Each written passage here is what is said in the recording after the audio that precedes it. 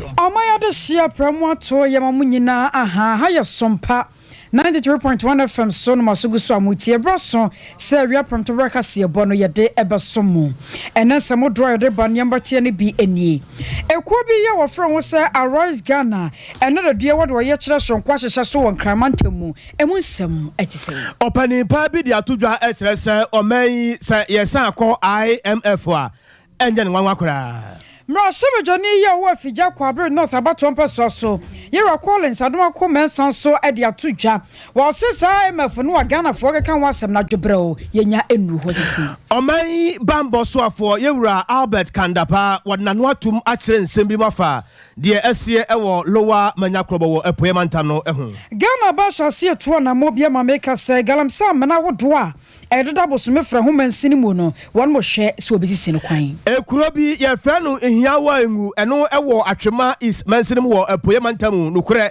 ayro ho sem efiri obare de agimensam arawo sem wo yatie no kire mo se afibia yamto ya de enkoda makomako empemiensa ne kire ene kumwo mu kane soafo a na wo hwe amanone ho nsam so ewo John Ajekum Kofo na bre so no panini Sompa kase de nkomo bi a wachicha asem kufu yebesamu wani nsema hodro bi edi kasa de tie ne yedeba somo yamfa seda ema abe heba clinic abusuafo wo yare ne nyina no aduro no eno achi no cloud internet wokura emu se twetwe tim legacy won so asom ena fei akokura mafia series no so nyame ya adomo a ebeba so ntia na wahye no nso ema wure mfise sofo mame adazo a otrans na chese ba bia wu ediama no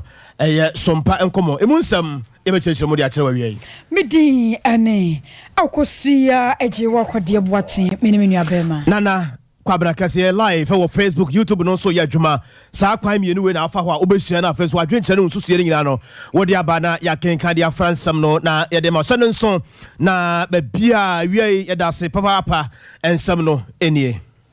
Ashoba Kobi ya wafra won se Arise Ghana na sentam keka wo mo kire se wo my Ghana mu ohye pa se wo hwemu a baabi aban no hyase a wotwi o my Ghana shane de kro no e won mo atoro na senti won mo keka wo mo no mayo ye kire de akire aban no akire se wo my Ghana entezukoko no bi wo bi anum na yempese wo mayi enuoma beje nsamu nti ene ye koso atifita nam sa ye so ntiri wo mo ye se nko ye kire no won be hyase enumre no me yensa ne ne ato mu a na wo mo de akwa kese mu manam so wo my Ghana posifo ayesa sane wo musu bikeka kono ahwe ya no de oyene abo my Ghana mu nam so nti no wo mo tabira sam ne de kokota meka sade koto ama kwan ya wo kire se won hyase anopa no nwotwe ayere so ano nan na wo de nyina akwa kogu meka se wo ye kire no wo mo de hyehye so ewo enkramantamu a chese wo mo tenteso kokko de akira ban no e kire se nanuama mu odin Ghana ban hwe no onye bi emfa ho ye kwa wo ma no so na ya ne ya ma ne boni kwadwo bafo akwakodi enkomo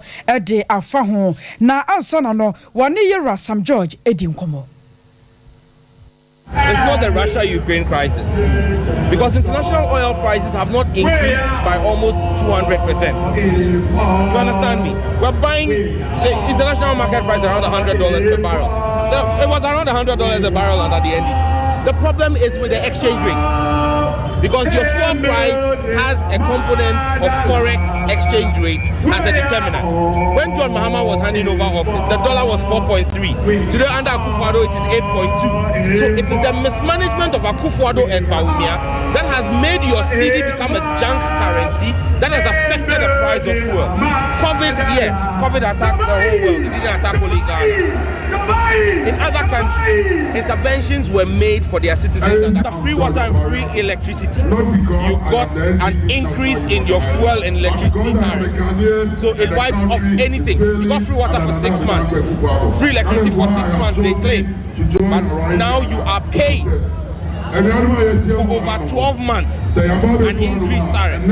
Now you are paying a COVID levy in excess of 12 months. So they gave you with one hand, and now they are taking from you with their hands, their feet, and every other orifice they have. So COVID has been a blessing to this government. They tell you how much they spent. They didn't tell you how much they got. Your stabilization fund that was started by John Dramani Mahama, over 250 million. What happened? Near turning Kay a ningo prom Rashojani, Yera Sam George and a Casayano. Na Enochino, Yani Adisha be a woman's wayachra no wado hujimu and so edim como. Yeah, convenience. Yeah, what we're gonna find say, get it to go for. Gonna find any rubber. Yes, economy now, one mismanage economy. Yeah, Jenny said, why say economy? Demonstration, a 2-day demonstration. Yeah, that's all Mutia tells you. I never put in your hand on Cabesivo, or be a tunica. Yeah, Yeswa, you have all the riches. Demonstration, no, a BC that, say demonstration, you take it, a BC that. You have all the riches. I go demonstration. Now, before you may catch out, say, Mugate, as some fat, and as some death. I will so many. Yeah, Kano, why you be that? You never to me. So, no, dear, on kind of threat, and to Yamanahu, and it's an over parliament, media review now, or the bishop. So, a person, you never want to you. Make sure and necessary administration way, and let equal see. If you're there anymore, Omunya some Jeda, someone had a Omunya some Jeda. Get the demonstration better to almost. Fatina Fito, the constituency. I've been there, Fito, the New however, the Nai, Banana, Nai. I'm having a case of here, chicken Ghana and Zoo. Baba to NDC, Baba to NDC, but to Ghana, I get you. Then you can say, Yara, Buddha, Uku.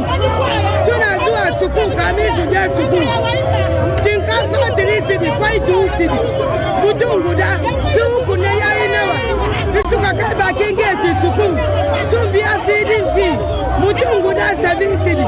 So kuya inawa. Sannan kuma landlord una. Bakara siminti ba. Bakara kasaba. Waya kara kudin daki. Yaunga. Ida kori na. Abusia for where Ghana for binomo Arise Ghana demono a ekoso no ebi na motie na wo de momro Facebook number ha de demonstration no gallons ahodo asoso nkrofo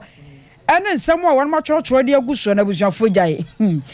che kurai won say 1 gallon of the oil yes 506 Ghana cedis na just wo man no emu odin pa modamro Facebook na mmahwe ya kwa ma no so na ene kwadwobafo akwakodin komo e de afa ho kwadwoma han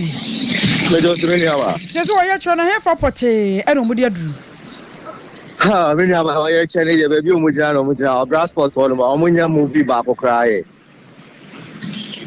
And one more shall see a brebe. Well, Alopano, Mimi could do on around 7:30. And so after 7:30, I could do on another supporters, maybe Ababa be drawn into me, how many American. As at 6 a.m., now I'm for I shall see a draw or transport on. Na see him say a jaira swa no na de no mudi nyina akwa akogu enti wo hwe bre yi a wo moda so timba bi omutim no a ebedru no na no na ba bi a won mo hwe so mkwa akodru no na won matumi anante akodru ho ana. Well, yeah, tiare say o say enra no ya 7 coffee course am course she o say o sha say free anopa no twe ekopem no 9 ewiem ala say nyumbre mo. Na ene yeda sorry ya convenience no Bernard Mona na chita for omakopie IGP na so no go pie IGP na so then omo say omo kan na say omo apply stay of execution or court until omo entry mo say the common plan is demonstration omo sha say ewia 12 o'clock no saa na omo pese omo sha say ewia 12 o'clock no omo di ko ra alajo famu no eno ana na ko mu jina so omo ko shi IGP no ala IGP dia to manim say ajobre omo nya bibia boko na o two police follow for say e wo mu say ye ka court person komo be no ma ntinya anye no e mo fa ebufu emfa enko demonstrators no so no mo ma bibia anye kam it asat now no after na leadership na kwa ko shi IGP a omo ba converging point so mo be do ho wi a then na omo role omo movement no off nti sa pepe na say anything nti na asat now we are border ta still ya da sutina obra sport on ma movement kra lipa move here wo say one more church placards bebre so a just kita bi mo so gallons ni ade and some one more church aguso na yen samba ya. Well, ebi efa cathedral there no ho ebi fa LGBTQ ebi so efa economy no 70 bi o ha ne kanaya na ayete kaka because say the auto your to ban who he said, yeah, or no, say, Fabo, and until the men per se, Messi straw, Ama a beautiful area, who say, some amount for touch your good black ass, and no shit, and a mamma boss to say a bifa cathedral, no bifa, a year, LGBT, and a bit so far, a year, Songo Laguna, who to say, a pine of Aquama, a year, Macano, and somebody, and yet, and Capra, and so many there, before bad, and oh, yeah, don't you feel so China, into Sabbath, Pelamina, Yawa nipa dodo a won makeka wo mu abomu so mo ye kire no wonga sa wo de wani bu a won be ye be sei eso ani senka arise Ghana nipa dom anka won mo pe no. Well, I mean, I covered demonstration several times. Make I say the last demonstration I cover NDC and so I say you levy say who share the last demonstration NDC for any right Ghana for an asset the country for a year enough. And right now, no, only to 2 1. Really turn out to no ever form. Me no Casa say I can't have basta me who say apakra come here enumni insiaso ebi so kra egu track articulator track so ja omo so egu so e do maba ebi so eti low bed so ono mo de canoe na ye de ko efo no fisherman for so no e de aba omo so de ba ye protest and say demonstration bi enti pale de omo gu so e ba me sure say bia ni pado do na e ma ye nti eso ka ho bi na asat now no demonstration ye movie after obra sport one man that's one Sonia na maburu no aka na won mo kire senka wo mu de ko mo hwa senka ye oye kire no wo betumi aya mana kwa koduru anadwusum kumo mu no anyam bia wo hwa sane wonom situation sitie no a bambo mu sam to say well I don't carry the mini about ya asemo ye nyina so ebusa ya because so we share to see a baby demonstration cost oil passport one who je hono who say dodo na so yo maduma dodo e kwa aduma I say kromo alo wa akra se hwensi and no ya asembo for ele biem so mo be ya kopema la dwene de min jindi se sa anajo konkon no metima ya mala kwa say say ofa kwan so a every 50 meters bia we hu say police for be enum ensia no mo jina ho onam kwan so from circle to Nima Jansi President Akufo-Addo fi ho no na ubedru be bia no say police and na enum ensia no mo jina Jansi so ni na say the police na ya alert say the mabunu ne person omo ye no omo kwan emma 4 o'clock no entra 4 o'clock ni 4 ne de be bia omo so omo ko no ho na police for line omo adu so omo be show omo makwakwa kodu 4 o'clock so 1 kwanya ade a omo be pene ama omo akwatra kwajoba for ya das why ko so for ni di asem na chinyame ya domo a enumere ka se bom no ye besa fro. All right. Yo. I was off away amane boni kwajoba for ni atene nka efrin kramantemo na cha se demo no de enenya agorokra won mu ginam so mu ginam wane so mu ginam enti anton kopem se no na bebo no de na wodni nyina akwako abusiafe ne waka ye ho ayaka wo se prem to bre kase ne egu so a ye de ma wo no wote ye nka e wo 98.9 ya da mo papa pa so nwane ne mpota ba bia adwuma ana ye de ema mo ye kɔ yanim ena no pa bre o ma hene odu bo a che trase ade a che be adwuma de yesu no ensam bebre ana ekɔ so ne nyina no eye se ensusuya ya eba ne manfo nsem o mo ka e kire se ba bia ne ma keka kɔ no de e fa sika sam wo no kwa ne wo se ekɔ ahine na wase yakwa yesi IMF na IMF no na ho nsam no akwai bebre mpanifo bebre ye nim de efa sikasem no obia e kire na dwen e de fa ho na anopopani ba ko a woye senior research officer ewo Institute of Fiscal Studies Dr. Said Buache ana wone o mahine ye odu Buache edi nkomo ewo dwumadie no so ensam bebre ana odi tudwa wo kire mu se wono de se ye kase ye nkapa na wo ka no se de sepa plane ye se bia plane fa de a se Ghana ya aban se kase ye se ko IMF a wono de enye ngwa firi se ba bia ne makeka ko no saa na wo se ba o chichire man no na obobusia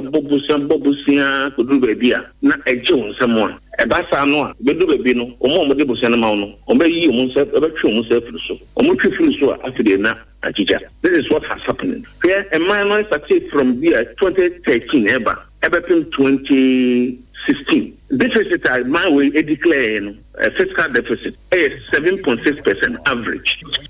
West African Monetary Zone so deficit is sustainable was like a country via NCD at 3%. Now from 2013 to 2016, deficit Ghana a year on the average every year, 7.6%. You ain't about way by them, so that be deficit in the solo. And you sustainable into fiscal consolidation. Actually, so a better balance for fiscal consolidation. Not Ghana for baby in India for so. It's unfair. Government expenditure do what's a commercial budget more. What they have financial sector reforms and extra borrowing that they in account. From 2017 to 2019, deficit no 7.5%. Like I said, from 2013 to 2016, almost a difference 7.6%, 7.5%. I bring us a sustainable level no around 3%. And in 2019, end of 2019, now Banisi cannot cram and could get that. Now more Bamu so near before COVID. By the end of 2019, and I'm saying Bosiana starting from even 2012, Bosiana does work now couldn't be here. So what can Ska Banidi Tian Bosia, which is debt service. Now they are banning the workers' car, which is compensation of employees. Workers' car will boom more. Now 99.7%. There's a banning in employees, workers, and in the work. It's over service or debt, Now the be 8-year compensation security in answer. And a Michael 2020 and covered by. Unfortunately, 2020 is election year. And a balance so COVID, not a more expensive election. It's a car a balance same election and you had Bank of Ghana for us some could borrow about 10 billion to COVID revitalization. At best you can take 1,000, 2,000, 1,500. When they revitalize COVID, in a man or Banco Europe bomber, and you but the other so I'm here and man for IMF for one and man up with the jam in teacher. And yeah, a Chaguye, a Dr. Said Boache, where senior research officer at the Institute of Fiscal Studies, and none of the idea Chebeduma so and a Sansami, if you firm. Na sa IMF wa bobo ye na no pa na ye die no ano na mrashe jani ya wa fija kwa brain north abato mpeso so won monya for Collins adoma komensa won so na no to mo kire se hwe baby o my Ghana yakaka kwane wom sa ho kire wom na so yenya de sa kwa kwato abrewa aduan me bede ne nie e wo se yetimi pri ye tirim na ye hwasa bibia betumi akoyie eno kwete turuchi na mampanye na do betena so no we yi o my Ghana photo sanfo ya wonim de no abere wosikasemu ye rakeno frata so mehwe na won to my Ghana nyoma na sakwaba se nei enyoma nkoyi a wo bia ba hyase aka ne de na so ne nyina ne ye moguo enti sa 11 won sansam ne akwakwacho da already aba se ye kwa MF se ye nkono ne nyina ne to kogina media budget ya ye rakeno frata betumi aba kenkan nam sa ya so ntini wo akoto sra Ghana de hyerem se ye nya botoye mu na yire a enyoma ebeyeyi. There's discussion between the finance minister and leadership of parliament to get an appropriate time or the Babe presented the mid-year review. Now the E-Levy Act, the Electronic Act, minister say during your mid-year review you are to account to the House how much has accrued into the E-Levy revenue reserves. It is officially the next lesson will be announced to us by next 2 weeks, after 3 weeks time, by the end of July, the minister will be in Parliament to give us the official position how much has come in. Now, when you public policy piano, and as any revenue measure piano, so when you public policy, what you do is that you do a review of its implementation. And before the implementation, there were talks saying if you see the behavior 1%, then you need all the exemptions in free. If you see a family 0.5, I buy see the call 1.5. So Minister never July, no, a review of its implementation. Now you who say there are some loopholes. It gives us an opportunity to plug that loophole. Whether we are going to take out the exemptions to get the full benefit as expected, and now we are going to tweak the act, to reflect what we want to get from it. And that will come out during the media review. And it must be answer come and tell him. The two was here. The nation say buying every salary delay. Every government worker has been paid as expected. Of course, there are some delays with some programs again. To send NAPCO to set teacher training allowances. And he said there are some delays in their payment. But the point I'm making is we are not in a situation where Ghana is a collapse state. We are not a collapse. Near your turning Kenya, Fija, Quaber North, and Russia, Yera Collins, Adoma Comensa, and Roger say, a chianso, a mui, a yadaya, and you may be. Afe yanko bambo mun someone a bambo mun somewhere ye kono na ye dam woni kakra na ye de ni akyere mu ewo lower manya krobo ye wo epoye mantam num abusua eye bibi wate ho asam dada anasa sompa da romanti ya kyerkyere mu kakra de akyere wo ne nyina ekyere se mita yaja yade kwafemfam da ho ewo ehodom no hu se asrafo da na edi sa adwuma no a emu nsam no ebeye bebre na wosoafo ya wo hwe bambo ho nsam so yewura Albert Kandapa akyerkyere mu se hwe adehye no entinsem biase efiri se asem bi wo ho a ebia na omonte ase wono Albert Kandapa se no waye pani kwankyerefo ewo ECG ho no mo pen ye akyere se wono kwa na hwe sika asem so enye no kra na hia no nya no ho asem kra na oka na de wo mu nyina ne se adehye ye tete lowa manya krobo wa poye mantem ho no wo mo kyere se ebiri bi atwamu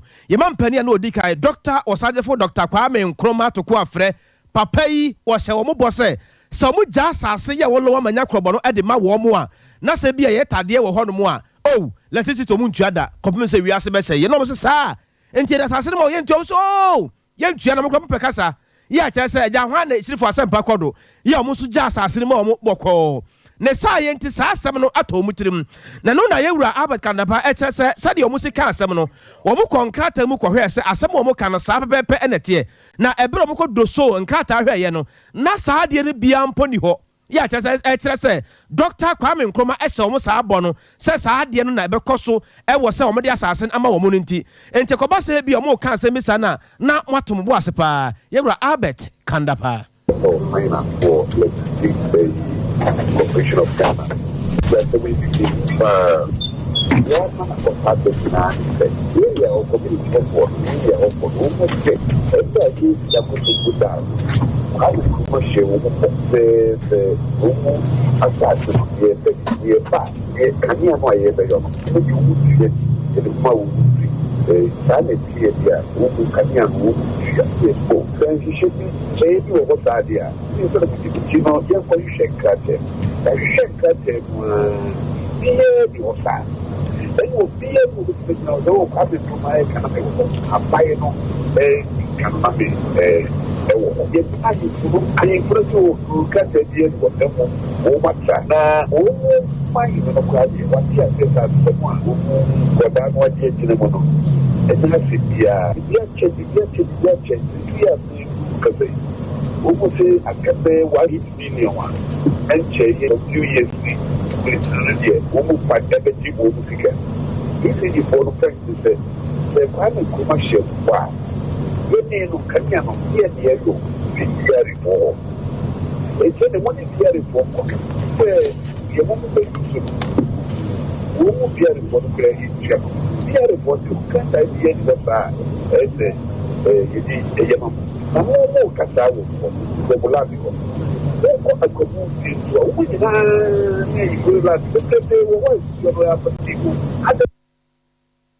na yewura Albert Kandapa ewie no na Ghana fo bi busa se papa asam no de wo ye oman bambo so afo wa kyerɛ mu de na ekoba ne san ye wo kabima menka bi pa na bibia ne amontimi antrase an kansam na asrafo na da omo femfa mita wada no si bo sa na ma adwe ya mo ho hwe me kansam bi a kyerɛ mo ebra ye call lo ma nya krobo ho se no nyame nko a mmirika pa ne ye di firi ho kyerɛ se nkofo no ye kɔ ya ye se ye no mo ka ne bɔkɔ no no mo se what ye obi a hyɛ ye bo a ye di so gya asase mo di ama no na enne mo se ye metua bills a ena mo sa pese mo kyerɛ sɛn nti ensam no de ekoya no baba ye pa na omo ni bibia ye se omo free krom ho mo de mirikata nte be free krom ho na afa so omo de adwuma na nkasa nkasa ahyɛ mema ma nsa I didn't see a compass with a police for no quiet. Oh, the police to cover. Yes, the first Basabasa. I tried to be a cook and be a diamond. The year was, you say, police station or what I will be, but police station. No, and 3 years, you will be so that for the time I will, I didn't see a compass with them. If it is almost so bitter one working one or pretty much outside. That's what they want to go. Ucrophobia and the procedure was woman group. Since you have never contact, which is that teachers no a ɔmakɔbɔ ma me ɛno nti ɛna maayɛ de sogyafoɔ no ɛkɔɔɛ ɛne yɛ a ɛtwagu yei ɛyɛ ɔman bambɔ so afoɔ yɛwura Albert Kandapa abayi bɛtena akonya soɔ no bɛsɛ na fe no fa mu ano ɔyɛ nhyehyɛ soronko sɛ ɔma Ghana yɛn so wɔn so wa yɛn sase yɛkɔ abretuo ne nyina ɛsɛe ɛnam galamsey ho nsɛnsɛm nti nam saa yɛ so ma wɔhyɛ aseɛ ɛpa ɔsrafoɔ dɔm ne aposifoɔ dɔm ma wɔn kɔ galamsey site ahodoɔ a wɔn kɔ gugu onu ɔmɛka sɛ dodoɔ no adeɛ wɔn anya adwuma biem na no na awɔsɛm no sɛ adwuma no a wɔn nyɛ no nsoso no amena na wɔn gya no wɔn adwumi ankata so ɛno so akɔ yɛ owuo fidie yɛ esinsim hɔ no a kyɛ sɛ esunsum nkrɔfoɔ atumu ɛno nɛnɛ yi ababada dwasa aban no wɔsade foforɔ asa gu akwa mu a ɛnɛ wɔkɔ bosome frɛ ho mansi ne mu a empanyifo ahyase amana dodoɔ no adeɛ wɔnom hwɛ sɛ obetumi akata so sɛnea ɛbɛyɛ a yɛnuanom akuafoɔ wɔnom nsa ɛbɛsan so aka na wɔde ayɛ adwuma yɛkɔ ɔma no so na ne amane bɔni Rosemond amponsa wɔbɛkɔ sika akwakɔdi nkɔmmɔ wɔbɛkɔ ma han mede usu akosia wɔpom yɛ deɛ nyamena adom na nso ɛgya na daro ma me ho yɛ paa bɔyɛ nkɔmmɔ galamsey ho sansam ne nɛ anamoto aban no tuo no ɛte sɛ yɛhwɛ a aban a wɔte so yi ɛda yɛ so ne sɛ galamsey ahodoɔ ɛkɔ so ɔman mu no obetu aseɛ afiri ɔman mu koraa yɛn nam so ɛma afi atwa mu no bosome afi atwa mu no October bosome no wɔde dwumadie bi ɛbaayɛ a ɛno ɔmo kɔ mmea yɛ galamseyfoɔ wɔ no makɔhwɛ sɛ baabi ɔmoto galamsey no ɔmo betumi esi ano ɛkwan ɔmo hyɛ aseɛ efiri takwa na nam ne mo ka sɛ afi mu ɔmo abepie mu ɛwɔ asante mantam hɔ a bɔsɔmɛ frɛ ho kuro baako a yɛfrɛ no nsuo ho number 2 ɛhɔ ɛna ne mpanimfo a ɔmo da saa dwumadie yi ano no ɔmo aka bom aba rɛhyɛ sɛ nkura nketewa yi a galamsey ɛkɔ so wɔ hɔ no ombetimi ahwe esi anopan opani pa wada omano eye Mrs. Clara donko ono ene da omano ona de tu eja se adwumade sonko o ma hye ase e obosume mfra hu eye ade a omo ba ba hwe ama amena hodo a galamseyfo atu agusu a omo ase no omo ba ba sisi ni nyina na sa amena na omo asa etumi asisi no omo de beye kua anaase se suku mpo no mbesi asiso ama nkromafo na nya so chefa omo enya so chefa osade to mpanifo ho anim se omo hwe so obi pa so be se galamsey a omo mana fa emra kwan so ansa na watu galamsey no mema ne nkoye se oba ya na mpanifo amana asase se ontu galamsey no debi omo hwe se omo ba manipa no afa emra kwan so se ne galamsey no mbetu no mutu wie nso a amna no mbetu no omo nkata so ebie mo sa tutudwa se nsu ahodo a ɛhɔ na asɛ no omo ne aban ene NGOs bebre ebekotiko na omo ahye na omo si aye nsu ni nyina ye se ne kuromafo no ebenya nsu anom enti se eba boso me frɛ ho a dwumadie sonko ene kɔɔso no saa nsɛm we nyina no tutudwa ɛwɔ hɔ Rose boa me kakra sɛnea yɛtete yɛ sɛ wokɔ mmeamea ahodoɔ no bi a ɛwɔm sɛ aban no galamsey no wabra sɛ ma yɛnto biem nanso dodoɔ no atu no bosome frɛ ho deɛ no ɛte sɛ wɔn da so tu anaasɛ sɛ bosome frɛ ho deɛ na ɛhyɛ sɛ mpanimfoɔ baa ho no sɛ deɛ nananom ne mpanimfoɔ hɔ ne nyinaa abra a sɛ amena wɔn ka sɛ deɛ galamsey no mmabunu ne nipa ɔmo hɔ deɛ ɔmo abra wɔ ɔmo ama sɛ deɛ galamsey no ɔmo mpene ɛmo mu nyɛ ɛwɔ biem sɛ ɛbaa saa na mehu yɛ so na megya wa mo akɔ no kora no ɛwo DC yɛwura yɛ ɔdanso nanso no eduru sɛ program no ɛba so no etia ne n'akyi kakra ɛwɔ court nti wantimi ama bi nanso oyi obi ma ne besi na nemu ɛma no yɛdase no ama ne bɔwai Rose nyame yɛadom a yɛbɛsa aba wo nkyɛn ne wadi nkɔmmɔ bio yo abusuafo ne na kasa ye Rosemond amponsa wɔbɛkɔ sika ɛna yɛn ne di nkɔmmɔ efiri bosome fra ho mansini mu anamoto so nko aban no pɛsɛ otuo na galamsey amena no otumi ɛkata so abusua ɛyɛ bibi yɛn nuanom yɛ a wɔtɔn adeɛ ɛwɔ kagyetia na ɔmo kyerɛ sɛ deɛ ayɛ yie paa na ɛyɛ bibi sɛ nanu ada yɛ wɔ hɔ a ɛde hu sɛ esum kabi yɛ kura ne yɛ adwene yɛ sɛ bi a awia mpempi ɔta ne bosom ne sia ne baako kyere baako no yɛnim sɛ bi no kura na asi kuma sika yɛtia kakra bi na ɔmo so hwɛ ɛka yɛ de kyɛn kure one eclipse enti kada modi na motete ha no say ai ye de ka wo ne be nden nso ye ye ntua o mo se ntua de ne ye betwam ei ampani ampa mu twa mu ye kɔ ye betua ye kɔ ye ntua gisa ma ye mitansa abosome nwotwe kade sampan oni enchechire mu bia ma yen ntia asam na se ye betua ye ntua abusua de yate ene se ye duano mu ya odi dwa wo ho no omo wo enkabom ku na opani ya wodi animu etretre niema dada niema adema saa ekuo no din ene owura Ahmed Kwaten na wato Sompa kase enkra se say de yodi forati asese oham chichemu aduonu ya yisiji ka se omo mpemra no mu kwan ba fa so matimi abo omo no matimi akoye omo adwuma na ya so nkanya na ya ma wo mo no say de mati ase a ombe ne saa KJT 24 any class 24 ya jatu say be ye betua so say e boss aka na omo so aye share the meters na mai tie na any ECG 24 any management ni nyina na coin any ECG 24 kwatena ase e ma percentage na omo request no as at now ani e kasa no na sika no say nyanye je ye nche be no tideni wo enti management no so edi boy omo boss say the kind no e ma check updated I try say yenso so ye ba be omo ba be chebe no dia ma ye 24 no na ye tiatia no mo tibi dia tiatia sa 20%. Enti na me ado mafutu enra mutu ene mo so nkoma amudidi ye no ene mo ababi ekosi ye no na ye dey check ne ma wa ECG from belly for so e ma eti asese eno kra meters no kra we say omo aso so omo so ba boa ama dedi for ye nsa ka meters na dia asubia ba eti say na nra no babi ekokosi ye na mo ye say ka nyumre no ba be so na me hu ni say say o hwe senka ye ma lives of be almost a week na man for so omo ne ma SCC so ne ade no wa ya na kofa problem aba enu nti na enra na ma ma nti dia so to be sure say na die emfiri sa me nkobodu ne ne say nyankomodie bi na asa ye omo ka kire en de ne say so be so like odaroma PA system I dey man na lives of internal so ye adwene won say omo so ya no e was an announcement ne koso na say obi ben na omo bi e shop and am say lives of India na ba bi obi an e say ku neighbor wo nche de obi on telephone number ye tima frefre ho there's a Saturday we don't mind it's better said man the social nantim and get for the visa management no so e boy said man I dey na no and won share no e down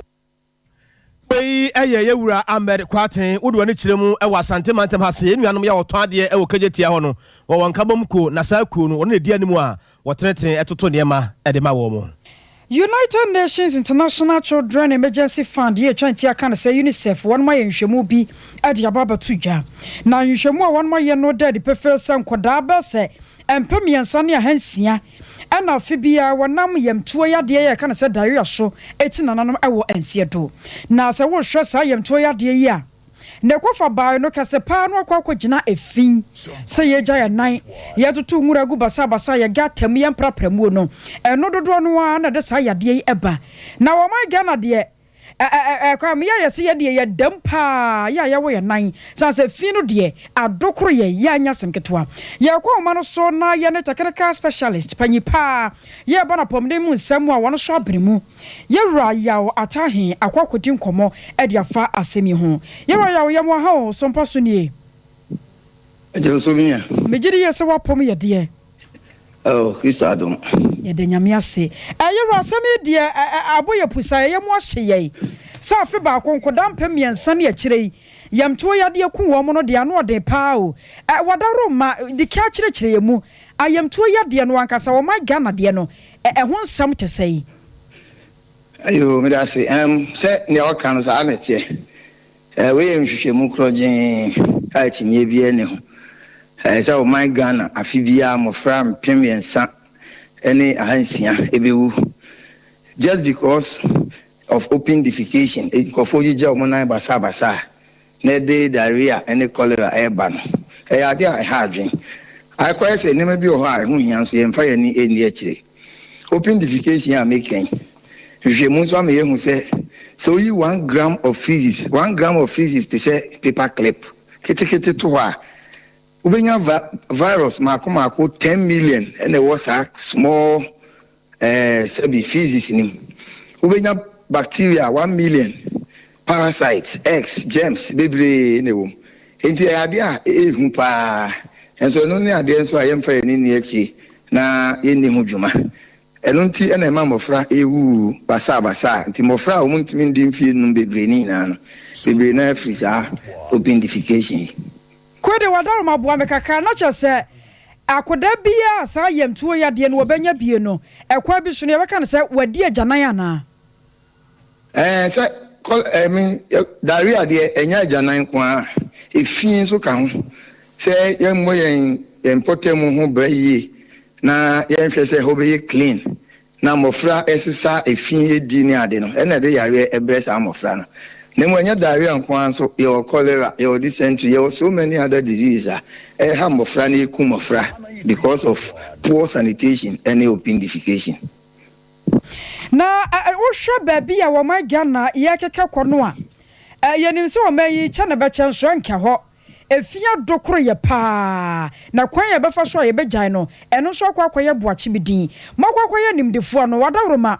yenya ne sai na ye baby a wo mayi aduri ne ha dwen say solution bia o say ye de adwuma bia yenim dada enso minim se boa pa ye o ye mfa nya adwuma na etim saa amafo froba be sua yen policies strategies ekokoye no mo de ayeye na ye tefaako 1990 na open defecation rate 22% e Ghana and now me no ka say the same mix multiple indicator cluster survey I say that's 22% open defecation from 1990 to 2022 it has been population and housing census here 17.7 almost 18% of the population in the Jawa now wanting and we are there severe boy so I hint me to us here I'm paying for a issue directive crowd I'm paying issue directive say DC BR MC BR but modern say we to adia say yes I only were jume bi ma we say on to America see who say I was paying for leadership no e to anamon bi anamon say near this shame na yamana ye priority eba ne saa enche kwa ye bitu ase na ye koso ye ne se ye ya obi amfa ho obi ai ne opei dia ne ye be gina ne gina adok ya radio ye nim se sa nipa empamiensa ne ahansia ya ye ka won mo asem nkoda no eye afi bia wo ma Ghana enkoda won ye hwe bono mantemu wo mo de no se ye chichemu a bono de no tese ya afi bia nkoda be sei no kreni ye min hwe sa region no nanso region bia wo bi region bia nso de wo soro ebi de wo soro sin bi de na mum so ba open defecation no de a betimi aka say ebono region no yen open defecation rate no enye too big it's about 11%. Eson utuyi nipa 100 bia emu 11 de oja wo na wabonten eson ha adwen nemo region bi soso nemo region obomodin pa open defecation there oye kwetu ase half region open defecation rate near 7%. Then so no still ano edoso enti ina yen kamom ne anhwe se ebetimetu ase ne abomofra ho ban iti awa no Doc, you better was in when you ma what yama na wie. Nso me da ase. Abusafo ne ne bon komoyi eye wash technical specialist ye honom. Ye ra ya wo ata ahe e na wo kire mu no yemto yade ne de e che kurai wo mo muje mu na wo monten so no e de yade dodo no a na bre ye ya wo srese e bre na wie du so ma Ghana ye sesen suban na abro ne bayi no e ya do so. Afei yenko ensamfo from na ye hwesa de sikasam ne ade esi e kurai. Kane mampani John Ajakumkufo na breso no na ye oswafo hwe amanone ho nsam so ne tin en onabo akwasi osai na wono no ne Sompa kase adi nkomo akire mu se hwe sade ahokire no esi kuro no wono de owani da so pa se enema kakran se ewu a bosuo beguso ama na fefe se bia enya enkwakora no a enkwa beba mu to kase busa Isaac se no mpebenya nkwa wo se rade wa na onim one day on one kasa wonim say kwa bia so no enema kakran besa fa ntampa e de afra sa ewiase ayede na nye Ghana na ayede no ewiase nyina obi esofa and no Britain America for the first time no inflation is about 8%. Ebisi that ebisi wa America da what you say I don't know say Ghana has so say ye sofa the same nye a worldwide phenomenon. Any giant economy nego na yesa. The whole world and will be a sofa. So, but I'm not saying say government there. Would you say you want to solve the people's problems? So, but we should not, as I say, I cannot say, oh, Ghana, you're doing party winner there, but no, it's not true. No matter which government, and this time here, and Kadiano, a part of the world, economy now has been destroyed by COVID. And I war in Subai and so on, so petrol. Only two petrol. Into petrol. Yeah, petrol, that's not what you use. And we cannot. So take it because of the agreement that we have with petrol companies. So they say. And don't you know, say Nipa petrol no cost na say Diani Boye Dinia because of transportation. Yes, of course, government should do something about it. And it's a wake-up call. Say, transport systems, can we do better? Can we just bring in more trucks to reduce the costs? What can we do a bit more transport costs now? Transport operators are persons are almost, they look at it, obviously, yes. Can we not get cars use anything but petrol? Abusia ene ya etwagu ye wanabo akwasi osei agei ebere bi ya twamu na oyosoafo a wo hwe amanone onsam so ewo kane mampane John Ajakomukufo na bre so papa yi wosan hwe animu se titira ni dibre ewo NPP amanyokurum no obonto abarma no na omosa adwuma no abrabomo ekukuru hwiase ne koda na no duruma bi ya na nkoda titiro ne ma ne hunu emu amane ye papa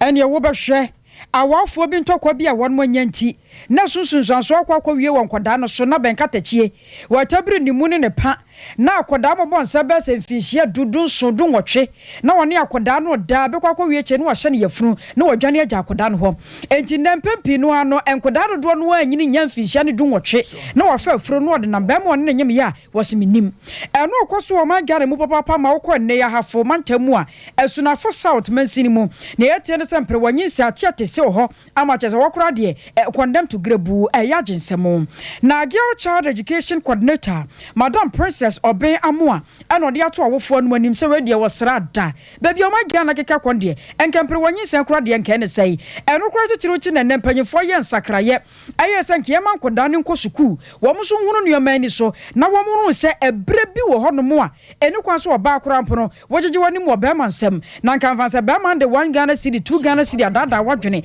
eno wakwa koda na so ya anya no sante tem koda no wo fia ahwa baby o me ye bekeka akono ye de nsa ebegueti near dating pregnancy no eba baako ene se ye ne yenkwala no eni nkomo sanka wo kofie bi mu a e wo sanka wo fo ne etwe nkwala no ben ye ho kofie bi mu a eni wosa akwa ne pani ntimi ni nkomo nti akwa no okọ school na mema kra ha na wan bu na oka akere no ana so okọ so bibi ha na wo so ka kira wo fo no enam say that relationship ni wo nti no ontimi enka na lead no ade baako so e wo se ye hwe pa ye television e ya ade e pushing kwala ne bebre into that because na onya phone na wo phone so ye jija nkwala no na omanya iPhone na say Android phone and na to data akra bi gu so we media ko ba bi bebre and pornographic bebre wo social media even ye TV ye hwe ye movies e nyina no sa ne manema no kissing and na mu nse ewo nti da mu akola no hwe no no ono so pesa wo exploit ada ye den ya na omoda kwada na esi nti ono so ba yesa ne msumi ko try bi nti na akwa ne ko try ya wanhwe na da nyensen ya aba no kukuo e ade e ha ye pa nye ne nwe enkola ne da enkola ne da baabi ene yeso ye da baabi ebi kura no one room pe single room oni ni kunu na ma na egu ho enti ya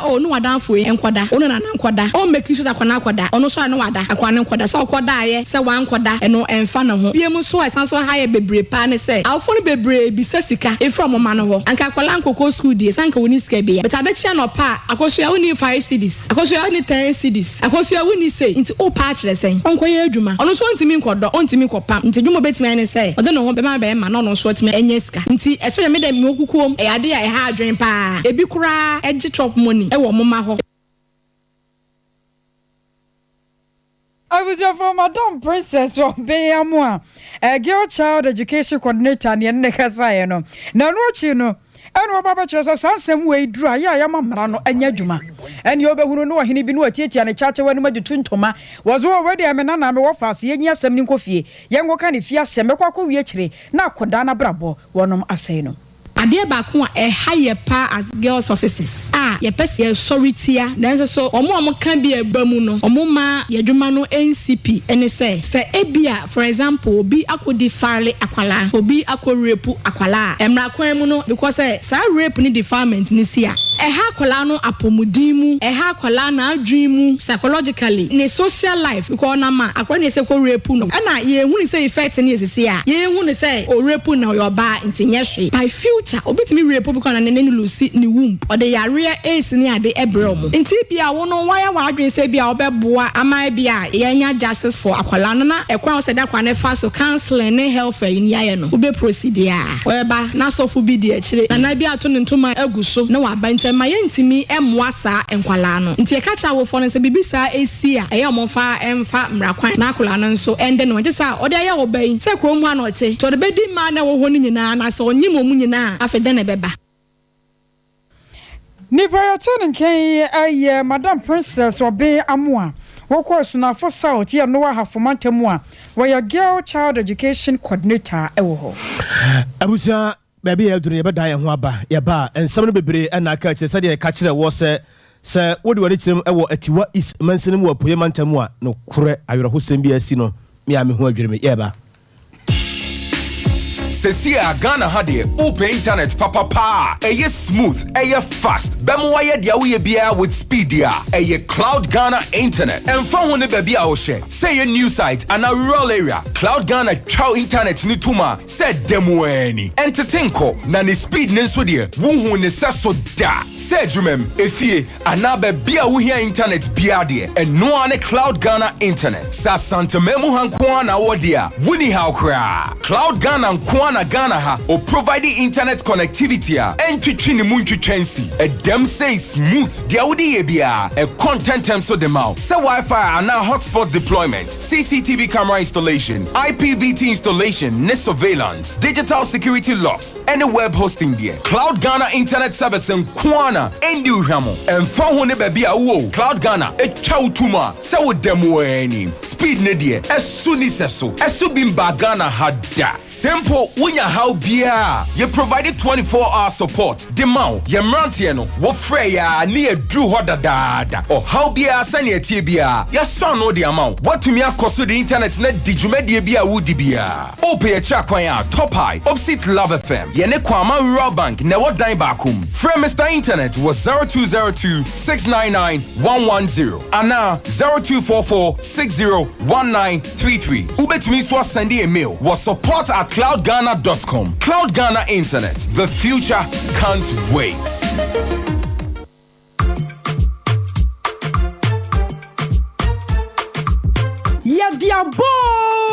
Yadiaba Sunyanifo atadufo wa ena diamate denne diamo peno ena bemu amamui yadiakudie mu nsem amanyosem afisem aware mu nsem NP ena bomakwam ewo Sompa 98.9 FM Sunyan bosomi ayebesimi ne de toso 9 eye 4 July 2022 Sompa TV ene FM adwumafo a ewo kumase nyina oman hene yawadubuache ena bedwafo mrantie hene yabu aferi ketachew wono so na bedwafo ya managing director Terra One Media Ora Collins Amupoku DJ Tofiakwa ene adwumafo nkaye nyina agitwi ne agitrede abebiem wo Sunyan na ye ne Sompa adwumafo a ewo Sunyan eye kwachi asare Emmanuel Asabi ene adwumafo nkaye ya Ora Boaje Boadi yaw ABY ede won mano akohia na Sompa 98.9 FM ya bebia no enutina ya tonsa frɛ nananma trankonya ewo bono East ene hafomantemu nyina ya special guest of honor eye Madam Justina Owusu Banahene bono regional minister ya sedano Sampaya ebeja wonso brabie na Sompa de marketiapa abusia yamamu akwaba na yekɔ atiwa is mansenim wo apoye mantamu abusia de afiri ho ba no nye asɛm a edekora ne nyina ene sɛ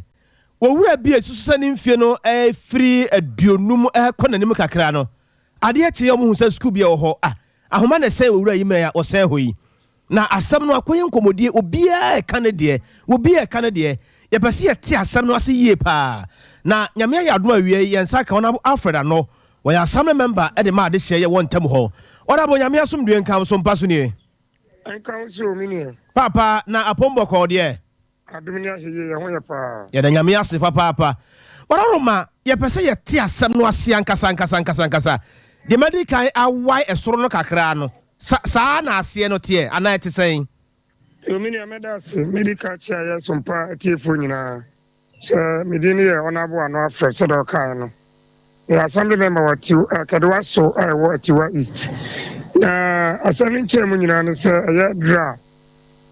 Na sa de be chin na. Bra no numa ba pounds ma be aduasa. Ana menya phone call say Krachi bi ahyɛ ne ho akɔmfo ɛwɔ school da baako. Ɛno nti ɛma bo hwi ɛkɔhwɛ ampa bra me kɔɛ no na abrante no ahyɛ ahoma a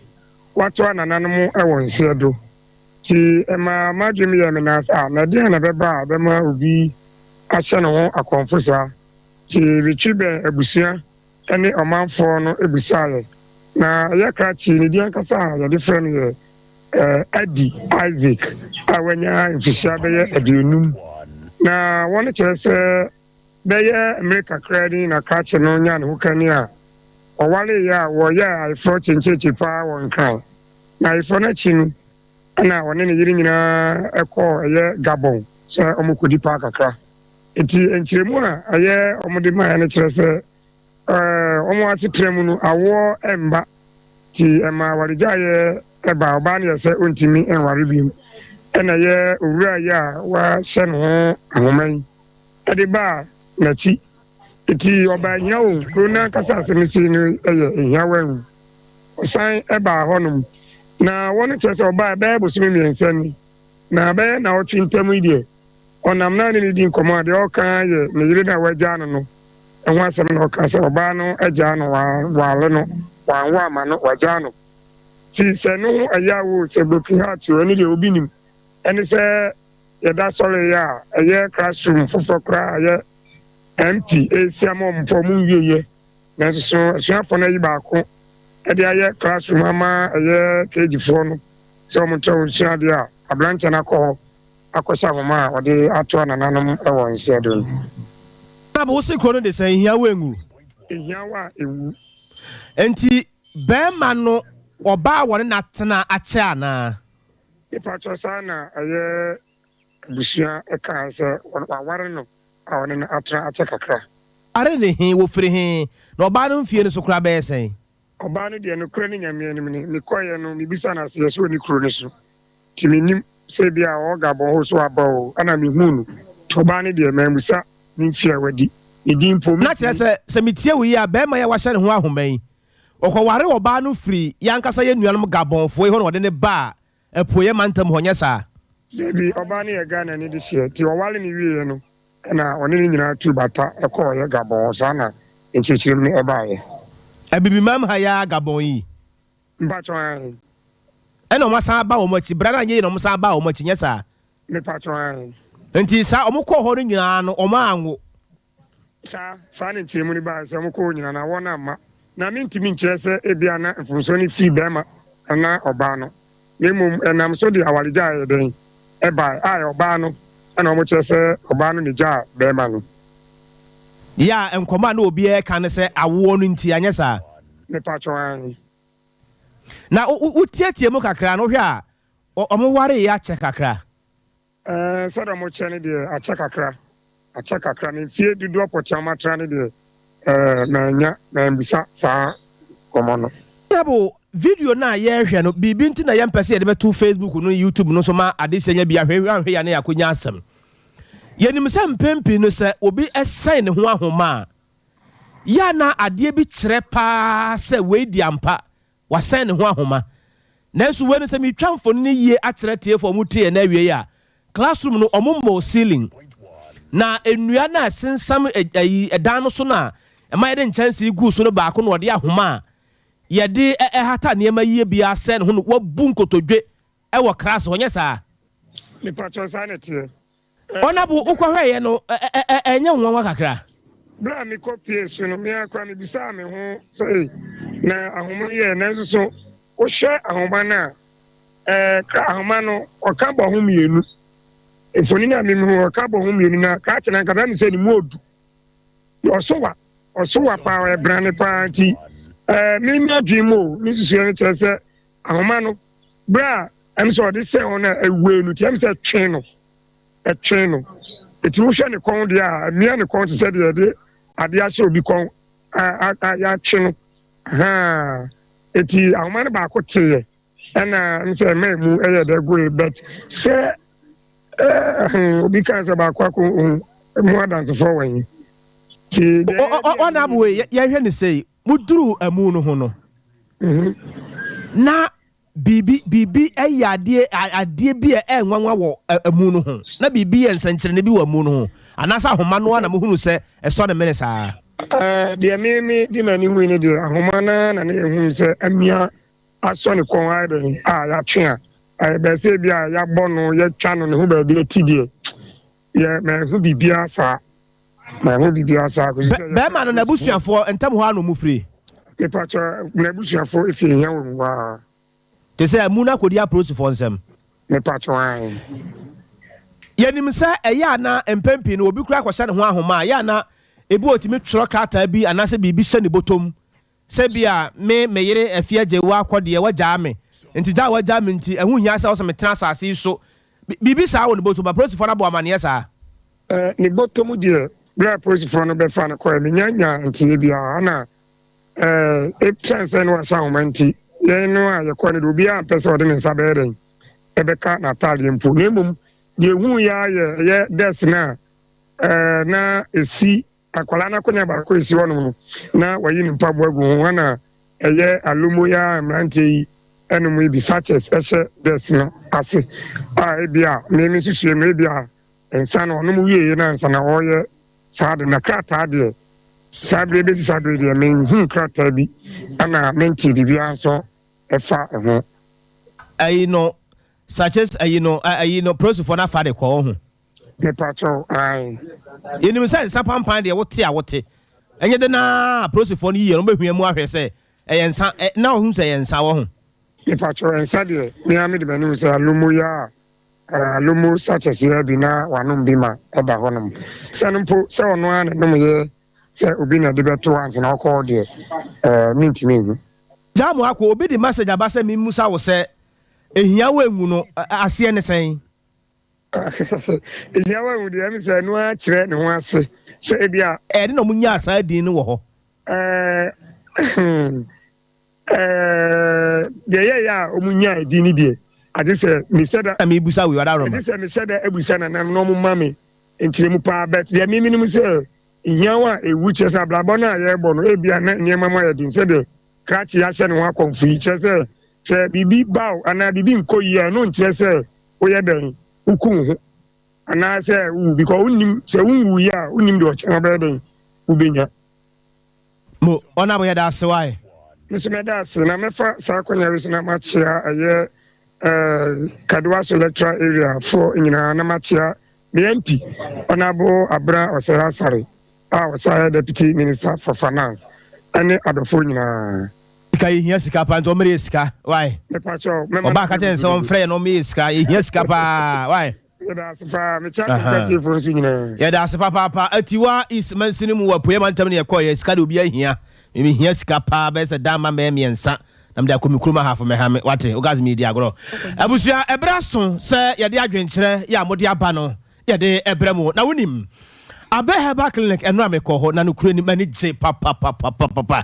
me head aye me ho so obi a me yare na me tre ho din na me ho po che ekwan ye wo fa so dimre ka be hia me hoahoa me na musa ha mom ye ni dance amfere na me nhyira Dr. Bay ne dom no yare biada se bia o haw bi na aba wo so yare bi ni ade ne nyina no obeyi de afiri ho koko na ha wo sa so na wakoma no ebia ekuro na abamu sebia namu yare bi na wakote saa so na fibroid ebia won kwamoa no wo fom opese ye hu adwuma de ma wo saa so na menua ba majapade nyankopɔ de ma wo no wutum se nyame kyɛ na ne bu ya afu enti osisi wu kakra na apese wo gi wajapade back oho de me kyerɛ no okwa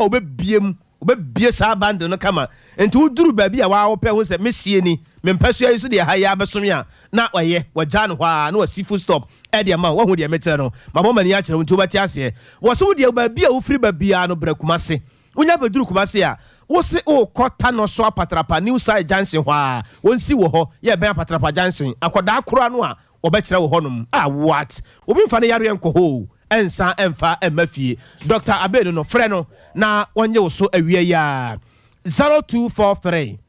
34 5392 0243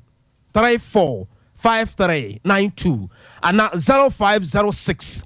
460208 na Abe Herbal Clinic enyo so enu achi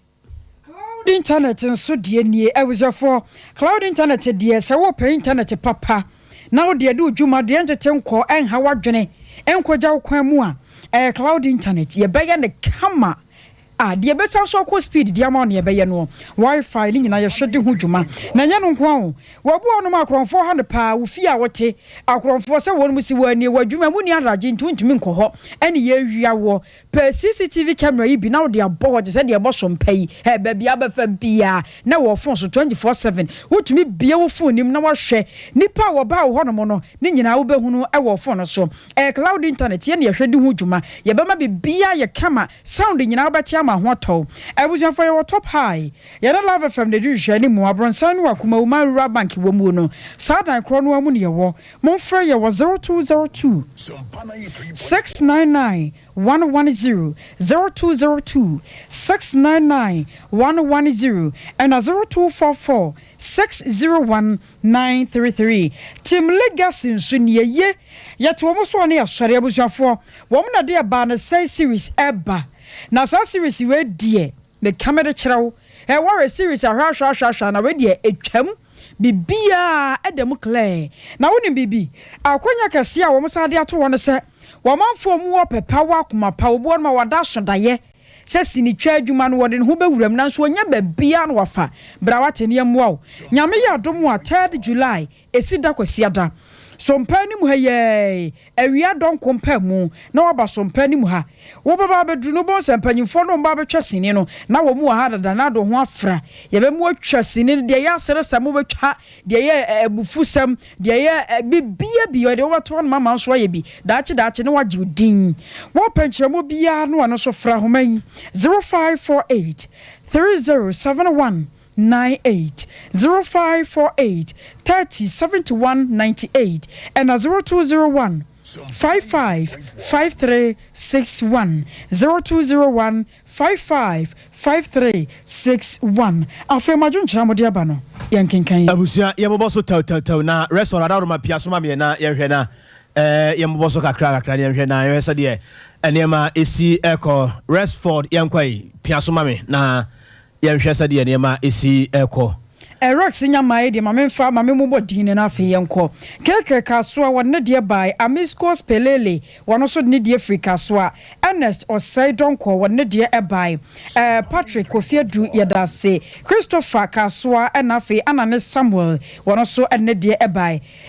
Listowell Anane Samuel kronoa wono abo abedi kwada so Yaw Prince wono so de bai Nana Akuamoa Boaten Nab wono so bai Teacher Kujo Panyine susu yedamu nyina mo ase Fada Zigi Dr. Babazamo Samikwe enafi Abdul Karim political speaker wono so edie ewa ha Lawrence Boache yedasi Evans nim tutuka obuase wono so de ne de eba Isaac Akroma Entry Paul enafe wopon usu Bismarck Isaac Akroma krono wasade bebiem Germany no ne die efri yedamu nyina mo ase damwase ebre na tia yenkebe kan kama de amamo nyame yadomo a enwe no nsia wontwaye monsan famra na yenkenkan ya yetena se ma aboafo binom beje se kuku agenda voice editor akosua somwa nyame onsa yare eno achi no kra no hini amakranches of mame premier ni wobo bi nyame yadomo a 8 July ena sompan komo no wode eba besom Libya boga na ya obo ama wono so eye na fam de ede boy ye nkonya afia age wakode emu mofi ye online no wonde hwe edi hu djuma ene ye wokọ MC ahon so a ye wakiola Rocky school fees PK nana yawo Ketchre ene Rexford ene nkae ne nyina won na dombo aye ma ye de kasebon ebesom ye ene opemu no ankasa ya wosa ensem no mu krogen eye hwan Obrempon. DJ Obrempon, yes, and then I would that and you a very heavy one at Yamano, you're very heavy pa. I was over and some for penny, a your Ross, Santia Bois Benedict. Yes, we're better than a king can ye, meeting any. I could see a Jiwaka dear Boatin, many Bema. Nana. Kwabena kese ya enche me kwa koye interchange ene astrotef e dia ma ha for me ha me fo nyina anti yes why ye na yeso so akono ene ye DJ Obrempon ene na woda na ye ko yes o take film obonyo papa onua ne Rocky ene unya hu Rocky a no hu Obrempon wa kunko kakra papa efro no so de agira size kro wo mbibia eyepe enti Obrempon o take film ene eyewa woda nyankopon wo hyira pa na onto nkwanem emfama wo ma wo yere panso na agya wo ne natimi awo emapa ya wo betumi ahwe odachi sebrede ya so Rocky the darling otoso ya boy ya back Sompa playing only the best music in the world. This is 93.1 your number one. Etienne for Bishop Atapokuni. Matrache and Ebraso said there's some passports in the Bemu. The ton suffers a Bekayan some else Sompa 93.1 FM and there's some part TV so. I would even say the Ebram was Sompa FM and there's some part TV so